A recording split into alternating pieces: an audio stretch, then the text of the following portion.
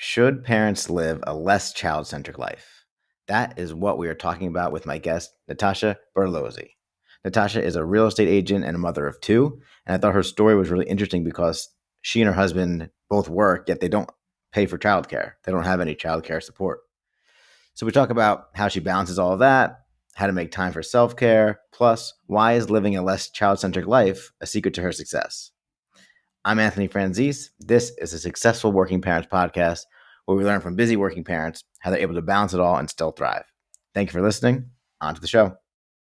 Welcome back to the Successful Working Parents podcast, the podcast where we talk to successful working parents. Still working on the title. My guest today, she's a real estate agent and mother of two. Ladies and gentlemen, Natasha Bertolozzi. Natasha, welcome to the show. Hi, thank you so much for having me. I appreciate it.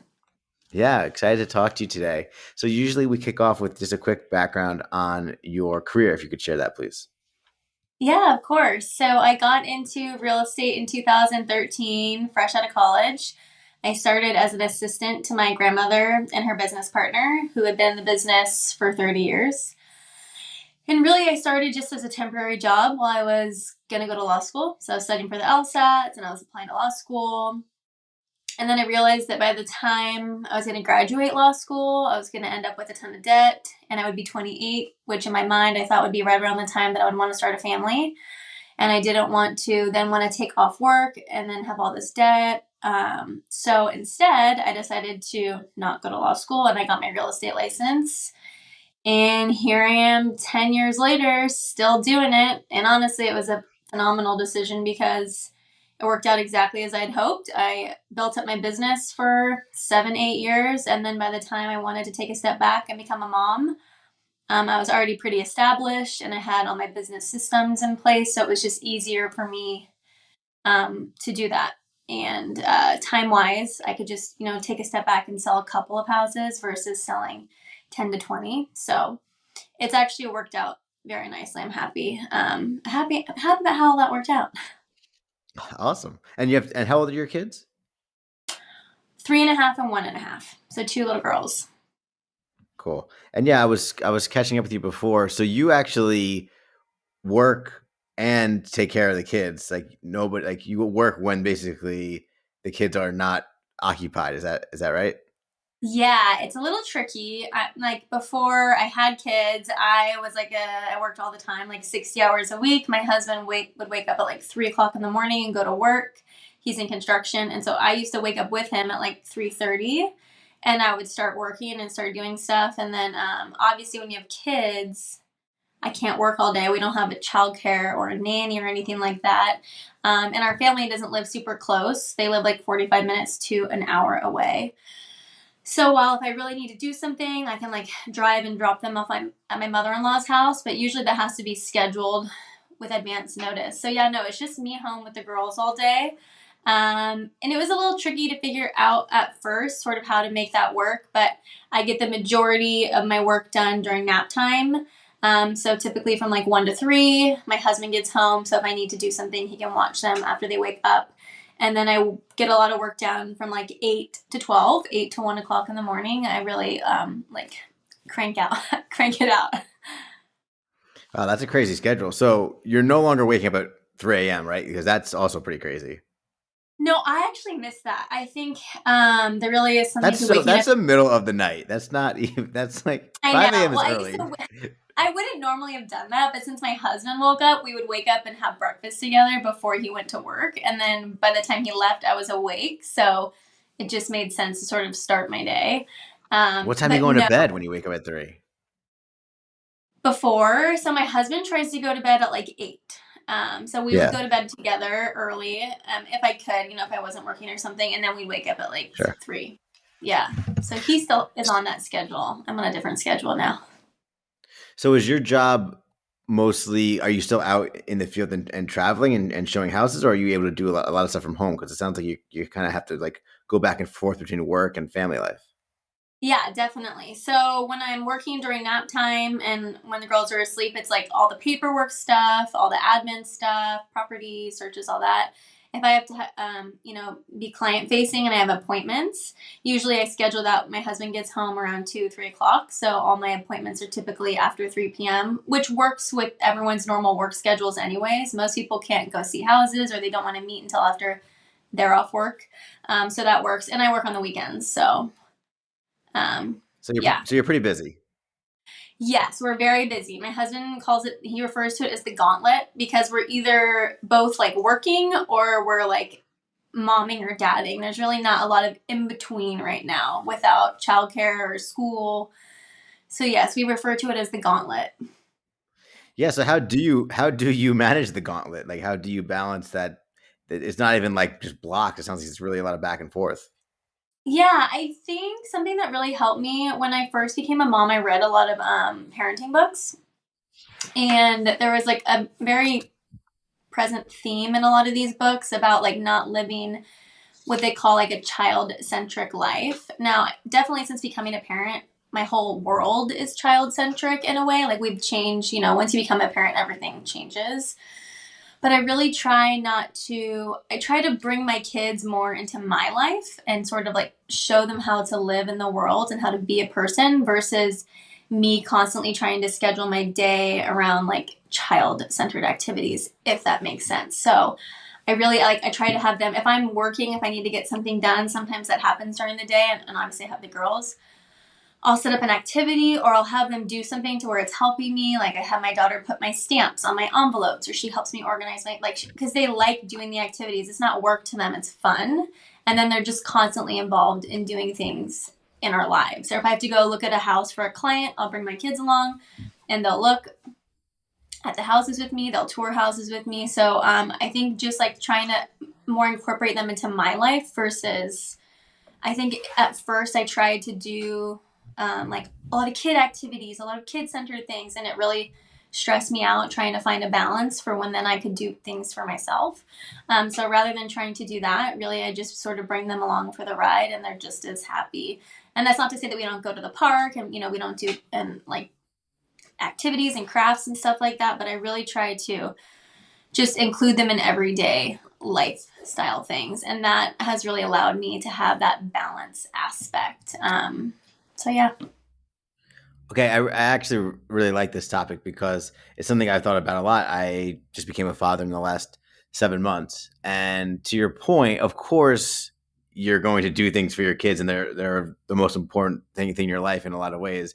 But I've heard other people also say the best thing you could do for your kids is to not just like totally lose your life for them, right? And still have a life that's not just cater to them and just have your own things that you do and let them be a part of those things instead of just sort of changing everything about your life for the kids. That sounds like that's really struck a nerve with you as well. Yeah, absolutely. And I think, in the beginning, you're just kind of trying to figure it out. But eventually, this is sort of what I landed on, and it just works for me. It's like when we're in the car, I listen to podcasts. I don't turn on like kid music. I know it might sound weird, um, but yeah, we listen to like business podcasts and stuff. And so they hear it. And then my daughter will ask me questions about things they say. So I feel like I don't know, it works for us. Yeah, we have dance parties and we do the things and we go to the park and all of that. But I really try to, that is what allows me to have the balance and not feel so pulled in a million different directions. Sure. But are there times when they just like they want to watch Peppa Pig or something, and then you set them Oh, up with for with the sure. TV and the iPad? Yeah, so on Mondays, I have a meeting first thing in the morning, and like my daughter knows. So, like, we'll go downstairs, I'll make breakfast, and I turn on a show. I'm like, you have your show, mommy has her show. So, I'm like on my laptop so they know that like they get some time to themselves. But yeah, we watch TV in our house. So, definitely a lot of that. And we're home during the day a lot. So, if I'm folding laundry or something, I'll have a show on for them in the background, that kind of thing. But yeah, we rely on technology to help out in a pinch for sure. Are there times when, because you don't have that backup care, there's been like meetings you've had to miss or client meetings that you had to cancel? Like, has it been disruptive being solely Um, responsible for the kids during the day? I would say it just takes a little more planning. And I feel like my clients sort of know that. Like I really just can't do that. My husband's not home. Or, I've had times where I've just brought them with me. I've taken them with me to showings, or I had an inspection, and the home inspector like sort of moved our time frame up 2 hours, just like, and I was like, that doesn't really work. But it was what we had to deal with because we were on a tight timeline to get our contingencies removed. And I just brought my kids with me, and I called my clients and was like, hey, this is a situation. There's not a whole lot we can do. We have to keep this appointment. And they were fine. And my kids did great. So I've not had to cancel anything really, thank goodness. But there's always like something that I could do, or like I've had my mother-in-law's driven out. I don't know. We sort of just figure it out as we go. And my husband's work schedule does allow, like if I give him enough advance notice, he could cut the day short and come home type thing if it needs to be. But thankfully, like I said, a lot of my appointments are after like 2-3 o'clock for my clients who work during the day. So And then how do you make time to be a family of four? Do you have dinner every night together, or do you carve out time on the weekends, or how do you make sure that the four of you are connecting at some point? oh, absolutely. Yes. So I make most of our meals at home. We don't really eat out a lot. I would say we eat out maybe like once a week. So we're very big on like family mealtime. Like I eat breakfast with my girls every day. We eat lunch together. And then every night my husband comes home. He usually works out. And then I make dinner, and my husband has like his one-on-one time with the girls. And then we all eat together as a family, and then we clean up, and then we go out for bedtime. It's just like every single night, unless maybe I have an appointment or something, but that's what we do every night. And then it sounds like you'll continue working after everybody goes to bed. Yes, yeah. I put my youngest down, and my husband handles the toddler, and then yeah, I go to work. And then what about self-care? Like, how do you find time for yourself in all this? I think that's tricky. It's sort of, we just started like carving time out. I think when you have like a baby, my youngest is like very attached to me. It was really tricky sorting, like trying to get myself some time because she had a hard time with me leaving and going places, and it made it really difficult on my husband. Um, I would say honestly that nighttime, like between 8 to 12, 8 to 1, I know it sounds silly. That is like my me time. Like that's the only time during the whole day that I get just by myself. So if that means starting work maybe like an hour later, maybe I'll go downstairs and have like a snack and watch a show or something, or I'll come up in my office and just do some things for myself. That alone is really filling my cup. And then I also do yoga, so I'll schedule yoga. I go to church on Sundays, and sometimes the girls come with me, but that's really sort of like my precious time, my church time.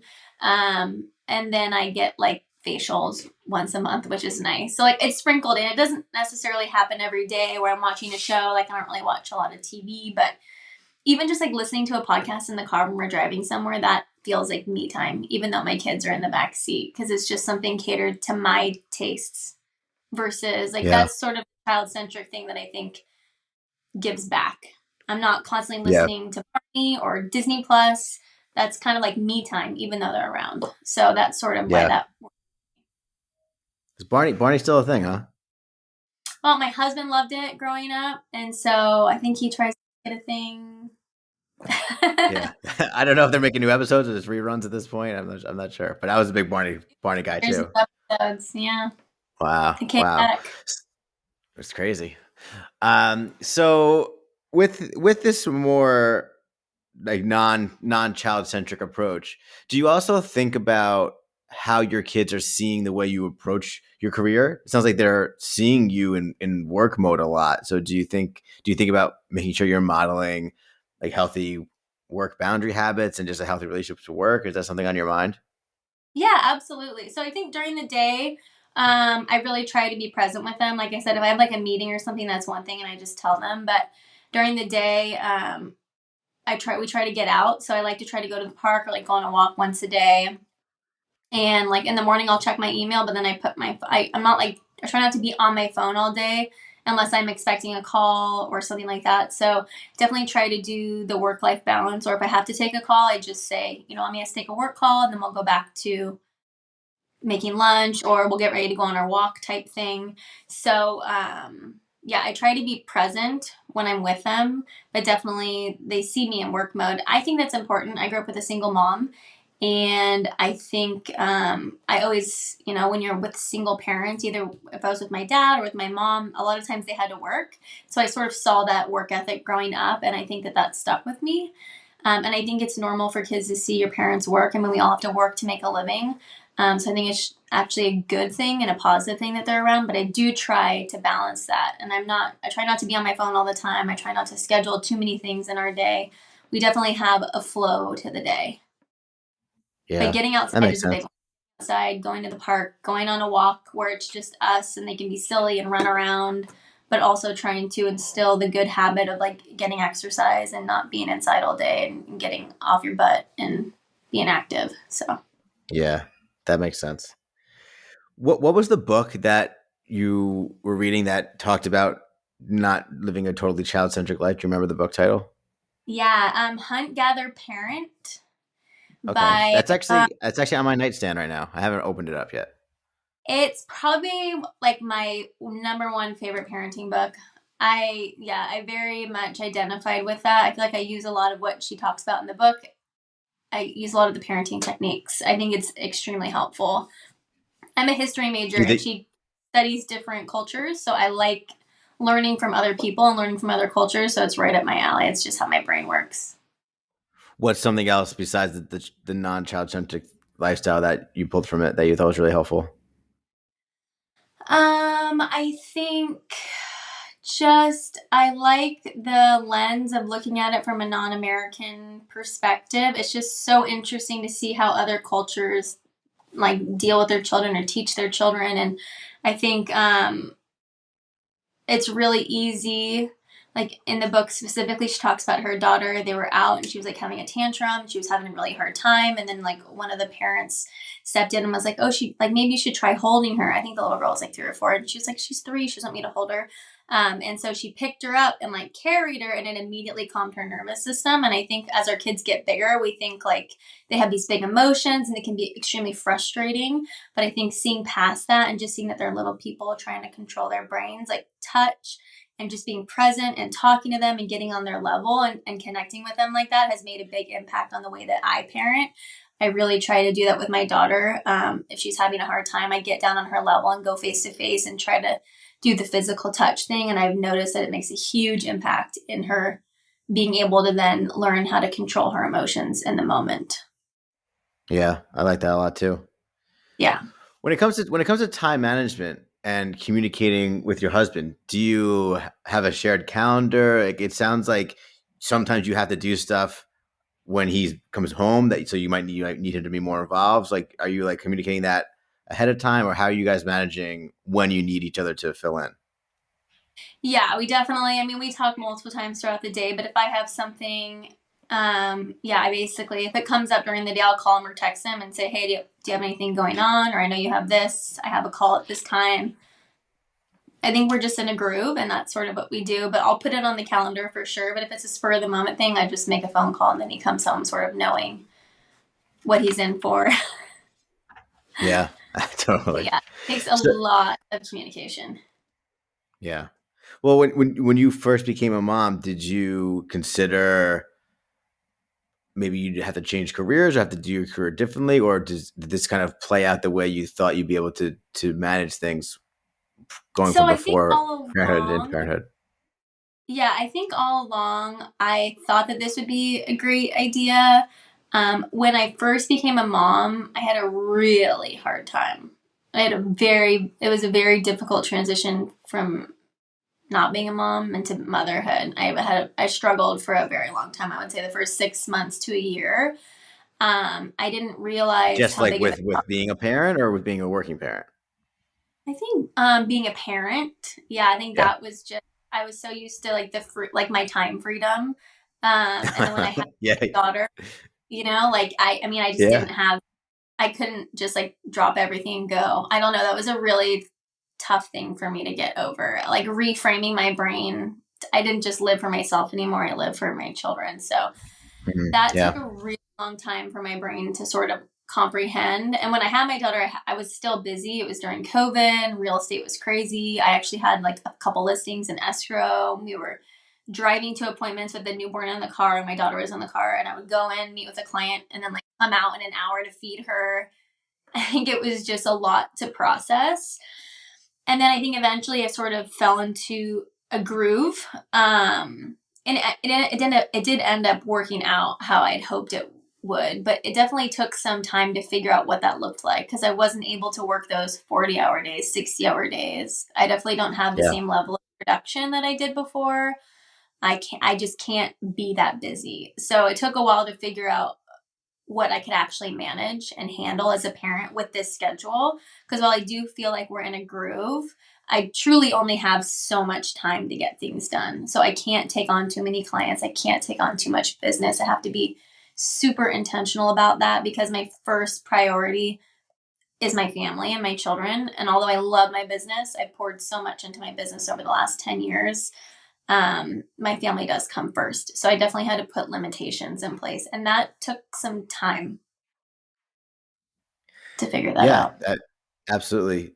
Um, when you first started to make that transition, like what was it, a matter of letting go of some of that ambitious side of you? You strike me as a really hard worker, so I imagine one part of it was just letting go of being like that A+ performer at all times. Yes, absolutely. Yeah, it was definitely that. Just letting go of a lot of goals and dreams. And I wouldn't say forever, but putting it on the back burner, just accepting that this is the phase of life I'm in right now. And I love it. And I always wanted it. I just wasn't prepared for the shift as much as I thought that I was.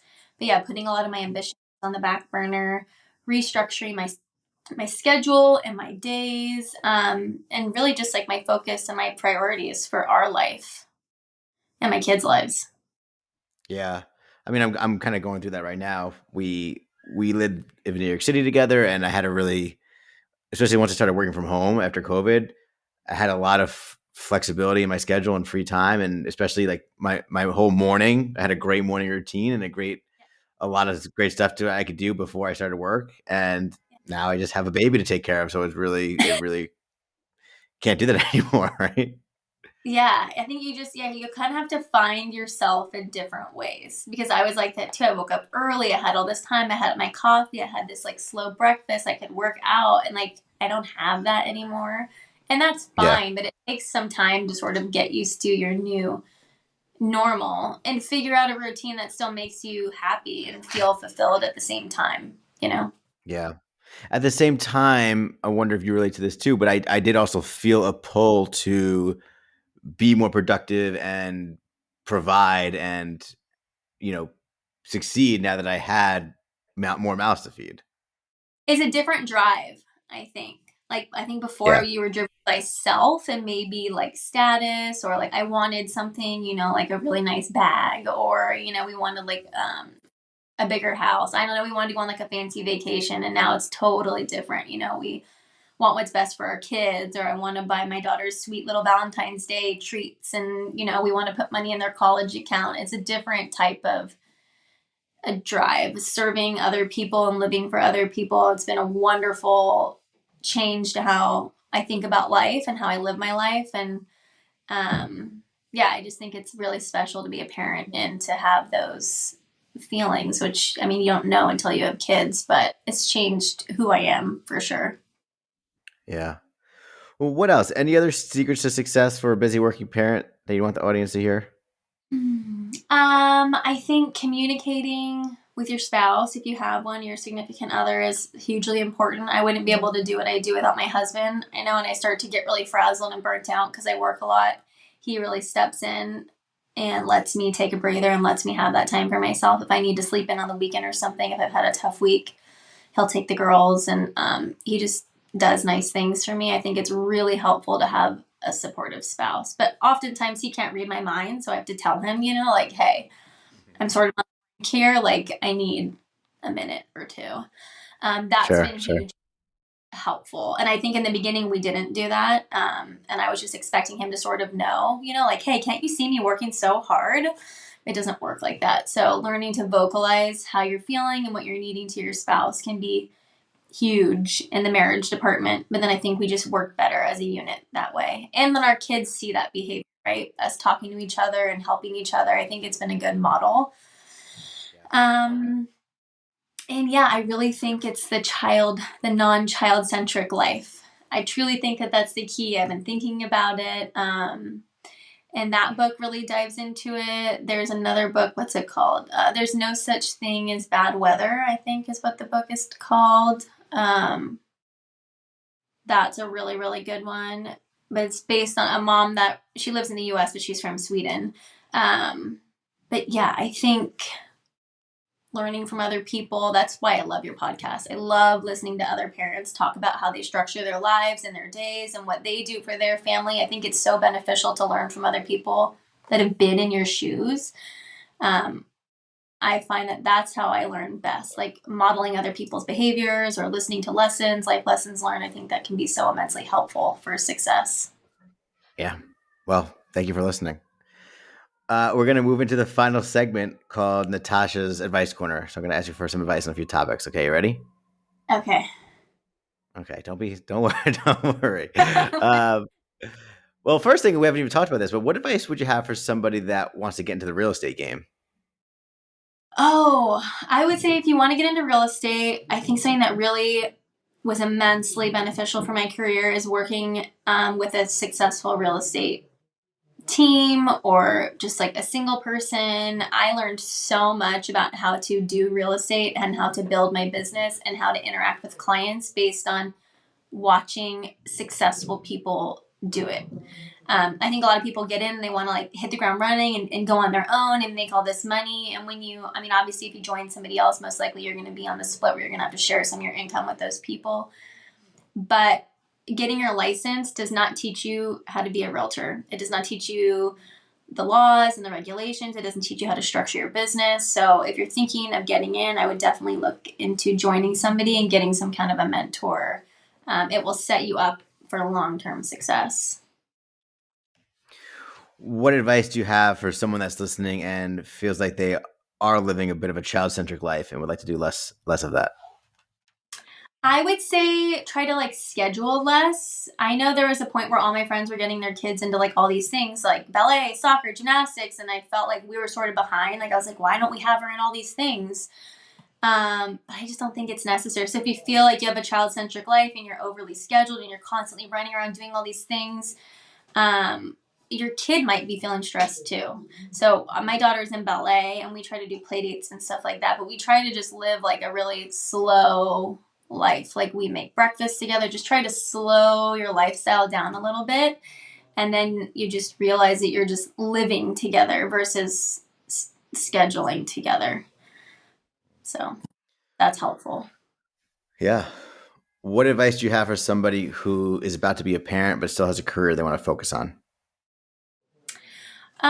I think you don't know until you make the jump and you do it, sort of how things are gonna crumble. I've had people that thought they wanted to be stay-at-home moms, and then they were stay-at-home moms, and they realized that they just wanted to kind of get back to work. They needed that separation, and then I had people that thought they would want to go back to work right away, but then wanted to be a stay-at-home mom. So I think you don't know what kind of parent you're gonna want to be if you're gonna want to be home all day, if you're gonna want to be at the office.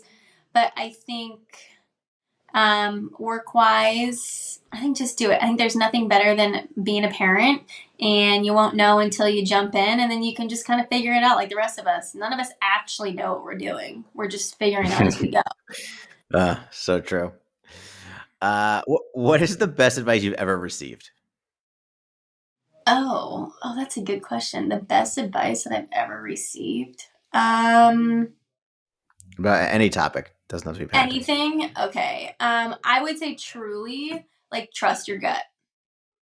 I feel like every time I don't listen to my gut or like that inner voice telling me is usually when it doesn't end up well. So like parenting, business, if you feel the pull to become a parent or like change careers or level up or something or make a change in your life, if that's what your gut is telling you, I would just go for it.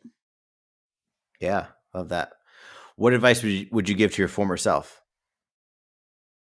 Um I would say probably like don't stress so much. Everything ends up shaking out how it's supposed to be. I feel like when I was younger, I was always so worried about the future and what I would become or how things would happen or when I would find my husband, when I would have a family. I always wanted that. And I feel like everything happens in due time. And so I try to do that now, live more in the moment and enjoy where I'm at, enjoy this season, and not trying to think so much about the future and what I could be and what should be, and just really enjoy being in the moment. Awesome. Last question. By the time this episode comes out, I think my daughter will be about 8 months old. So, what advice do you have for me as a father of an 8 month old girl? Oh, I mean, probably what everybody says. Enjoy it. It goes so fast. It really does go so fast, and they grow so much at that age. I feel like you blink. I'm sure you feel that you blinked, and you feel like she was just a newborn, and now all of a sudden she's what 6 months, 7 months old. It just happens Yeah. so fast. So don't sweat the small stuff. The phases are so short. It feels like forever when you're in them, like the not sleeping or the putting everything in their mouth phase or the I want mommy not daddy phase or whatever it is. There's all these phases. They're all so short and it goes by so fast, and just try to enjoy as much of it as you can and have more. Awesome. I want like 10 kids. So Yeah, now's the that tricky phase where like she's just so cute and you forget about how hard it was like 6 months ago, right? So it's very tempting. yeah. All right, Natasha, this has been a great conversation. Where can people go to connect with you or learn more about you? Anything that you'd like to share or promote? Yeah, you can follow me on Instagram. I'm just at Natasha Bertolozzi. My website is being completely rebuilt, so I would send you there, but it's just like a coming soon page. But I'm on Instagram. That's where I connect with a lot of people. That's where I connect with my clients, my friends, and my family. So if you want to follow me, I do try to sometimes share behind the scenes stuff. I try not to share my kids too much on social media because you never know, the world is weird. But yeah, I just try to keep it real. I'm just a normal person. We're all in it together. Yeah. All right, love it. I'll link to that in the show notes. Thanks. Natasha Bertolozzi, everybody. Natasha, thank you so much. Thanks for having me. This was great. I really appreciate it. Yeah.